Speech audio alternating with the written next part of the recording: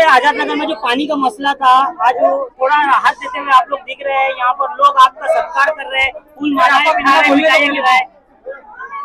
पिनाया जा रहा है और जहाँ पर पानी की किल्लत है वहाँ पर एक छब्बील भी बनाई गई है। तो क्या है, आप लोग आज यहाँ पर आप लोगों का स्वागत किया गया, आगे कितना क्या काम होने वाला है यहाँ पर पानी के? कुछ नहीं, अल्हम्दुलिल्लाह इनको पूरी राहत देने की कोशिश की गई है। आप सभी को पता है, आप लोग तो मीडिया है, कि मुमरा कौसा में पानी की किल्लत किस तरीके से हो रही है और किस शबाब पे हो रही है।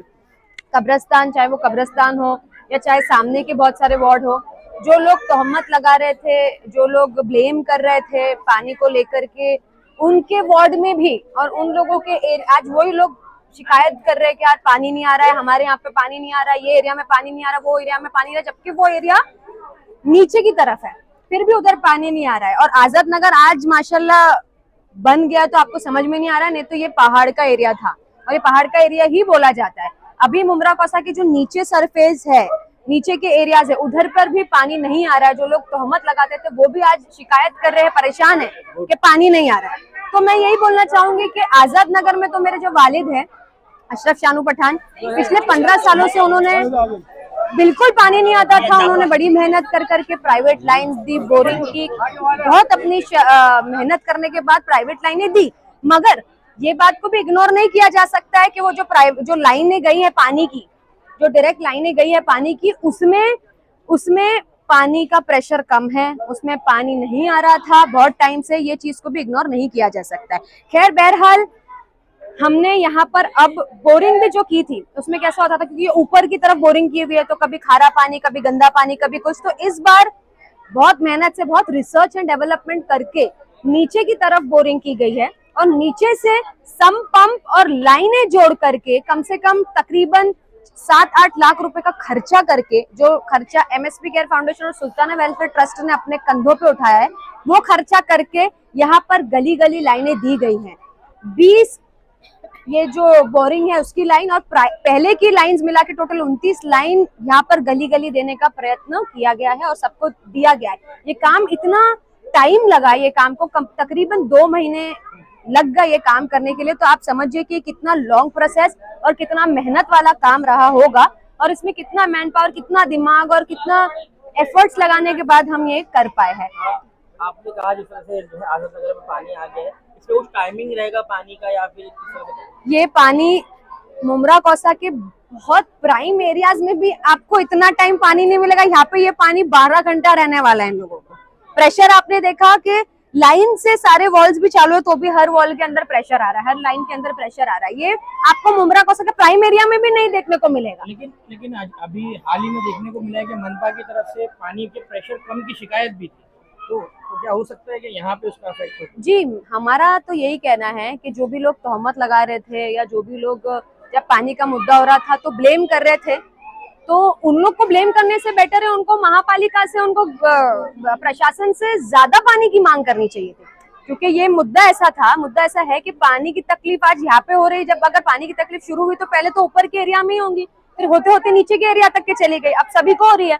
तो मेरा ये बोलना है कि आप तोहमत लगाने से बेटर है कि आप मांगे पानी, ज्यादा प्रेशर करने की डिमांड कीजिए, ताकि प्रशासन, क्योंकि प्रशासन 3 साल से प्रशासन ही चला रही है, कोई वहां पर जाके हाउस में लड़ने के लिए है ही नहीं। तो प्रशासन से लड़ना चाहिए कि एक दूसरे से लड़ने के बजाय, एक दूसरे पे तोहमत करने के बजाय प्रशासन से लड़ना हमारी सबकी जिम्मेदारी है, ताकि मुमरा कौसा को पानी मिले। इस तरह यहाँ पर पानी के वॉलमैन को लेकर काफी मसला चल रहा है। प्राइवेट वॉलमैन आता है, बोलता है, काफी शानू भाई ने इस पे जंग भी छेड़ी थी। प्राइवेट जो वॉलमैन थे उनको क्या टीएमसी रोकेगी या टीएमसी के द्वारा ही वॉलमैन आए? देखिए, ये जो बोरिंग हमने कराई है, ये कभी कभी कैसा होता था, जो लाइनें दी है ना टीएमसी की तरफ से भी जो लाइनें गई है उसमें भी पानी का प्रेशर कम, लोगों को तकलीफ, तो हमने ये बोरिंग खुद करवाई और इसका पूरा जो मैनेजमेंट है वो सुल्ताना वेलफेयर ट्रस्ट और एमएसपी केयर फाउंडेशन देखेगा।